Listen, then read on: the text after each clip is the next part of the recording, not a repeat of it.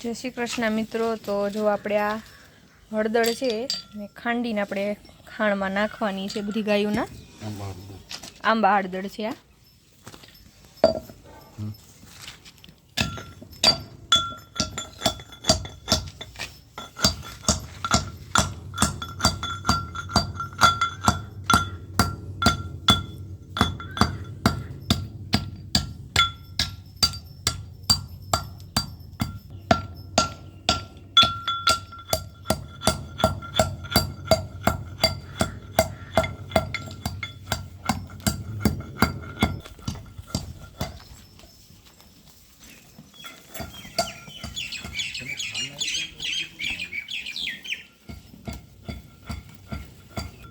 जो आंबा हळदर छे अने आपणे जे आपणे नॉर्मल रसोडामां वापरीए ए हळदर करता थोड़ीक वधारे स्ट्रोंग आवे छे।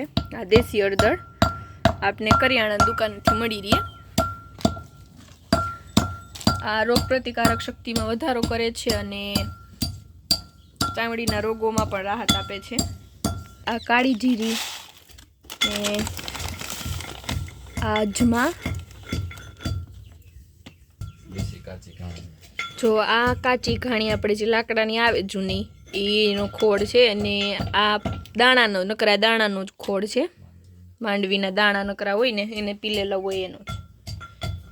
जो आ आपणो खाणनो रूम अत्यारे आ अड़द अने तुवेरनी चूनी छे ने आपणे दाणावाळो खोड जे मांडवीनो આજે જ આવ્યો છે અને આ મકાઈનો ખોડ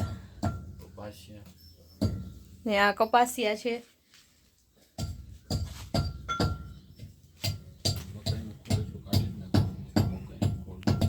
आ आपणे नकरी मकाईनो खोड नथी, आपणे मकाई ने कपासिया बे मिक्स आवे छे आ खोडमां। आपणे बनावडावीए छीए एक मिनी ऑइल मिल वाळा भाई छे ने एमनी पासे। तो मित्रों जो आपणे गायोने खाण देवा माटे आ स्टीलना तगारानी खरीदी करी छे ने आपणे बधी औषधियुक्त ज खाण दईए छे गायोने। ने आ छे अड़दनी चूनी।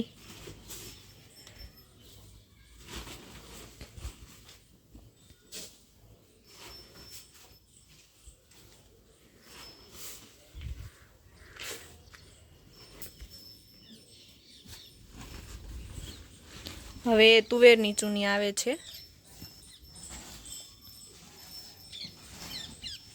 आ मापसरનું કિલા એકનું ગોળનું ડબલું છે એ આપણે એક એક ડબલું બબે ડબલા નાખીએ છીએ। આવડું આ તો અડદ ને તુવેરની ચૂની તો બબે ડબલા નાખીએ છીએ। આપણે ઘાટી કપાસિયા ને દેશી જે લીલવા કપાસિયા આવે એ એક એક નાખીએ છીએ અને ભેગું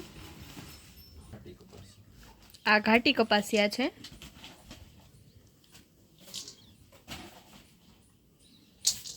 अने बे जातना कपासिया आवशे, एक आ घाटी अने बीजा लीलवा।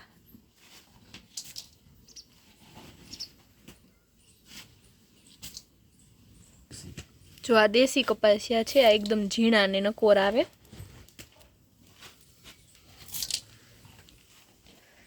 आ लीलवा कपासिया छे।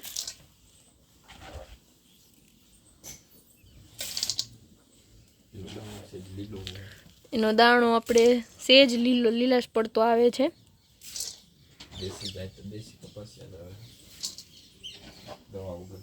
आ दवा वगरना देसी कपासिया ज आवे छे। जो आ 36 जातनी औषधिओनुं मिश्रण छे ए पण आपणे गायोने खाणमां रोज दईए छीए जेथी एनुं पाचन तंत्र सारुं रहे।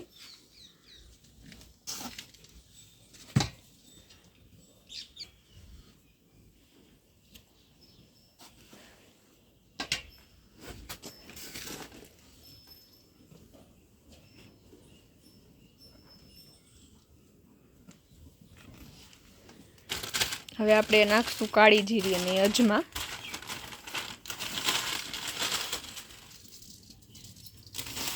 કાળી જીરી છે।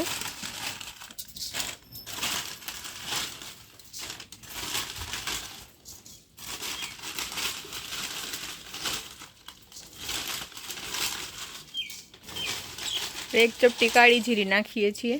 એ પણ પાચન તંત્રમાં સારો એવો ફાયદો કરે છે। પાચન તંત્રથી થતા ઘણા બધા રોગોને અટકાવી શકાય છે। આ અજમા છે।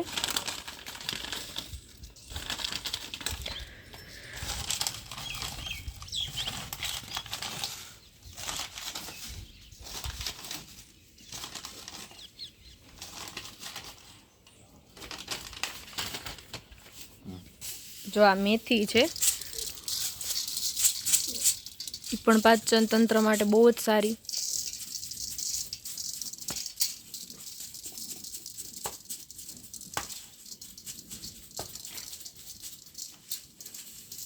આ 1 થી 2 ચમચી અમે નાખીએ છીએ.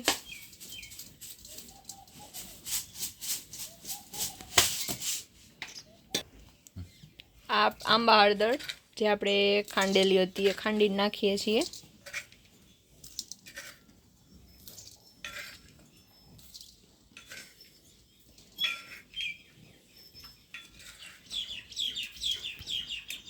આ ગોળ જે ઓર્ગેનિક છે, દવા વગરનો ગોળ, આપણે શિયાળાની સિઝનમાં જ્યારે રાબડા ચાલુ હોય ત્યારે બનાવડાવેલો હોય.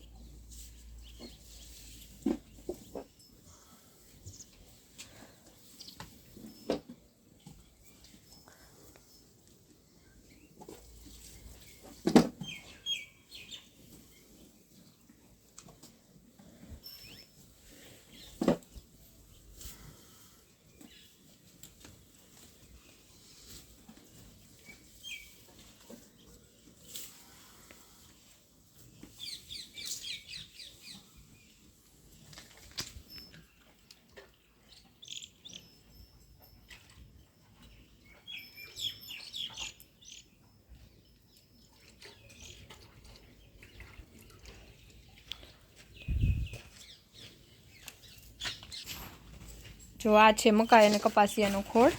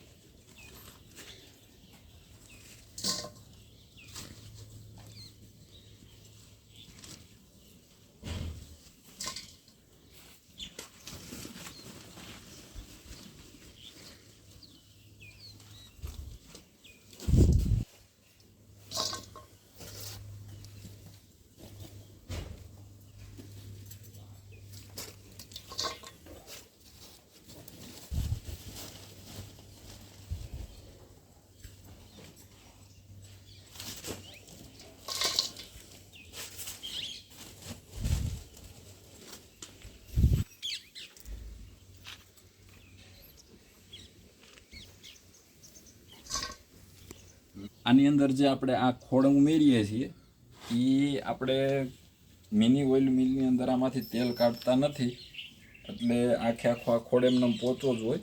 એટલે આ ખોળ આપણે જોઈએ ને તો હાવ જો એમને ભૂકો થઈ જાય એવો લાગે, કારણ કે આની અંદર કંઈ દાબ આપેલો ન હોય ને તેલ કાઢેલું જ ન હોય. સીધો કપાસિયાને ક્રશ કરી અને મકાઈને કપાસિયા બે ક્રશ કરી અને જો આની અંદર આ મકાઈના પણ દાણા આપણે જોઈ શકીએ. આ મકાઈને બધું મિક્સ જે આવે છે આ ખોળની અંદર, અને આ એમને હાથમાં ચોરો તો ભૂકો જ થતો જાય. એટલે આપણે જે ગાયોને આ બધું જે ખાણ દઈએ છીએ એ બધું જ ખાણ ઓર્ગોનિક રીતે આપણે જે દઈએ છીએ. ગોળ પણ આપણે આખી સિઝનનો ગોળ બનાવડાવી અને ભરી લઈએ છીએ કાંઈ, કે જેથી કરીને આપણે આખું વર્ષ દવા વગરનો ખોળ દઈ શકીએ. તો આ છે માંડવીનો ખોળ, અને આપણે અત્યારે સાંજે પલાળી દઈશું અને સવારમાં એક ટાઈમ જ આપીએ છીએ. આ ઓગળતો નથી એમને પાણીમાં, એટલે આને પલાળીને આપીએ છીએ આપણે.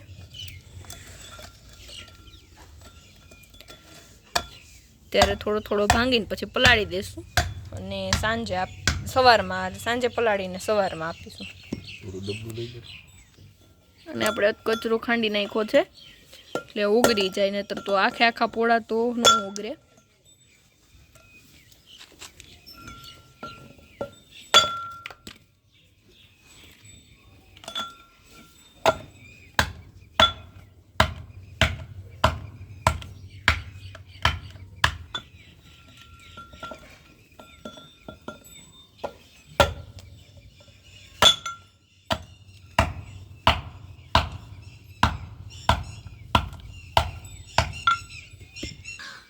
અત્યારે બધાય ખાણ પલાળીને કમ્પ્લીટ થઈ ગયા છે.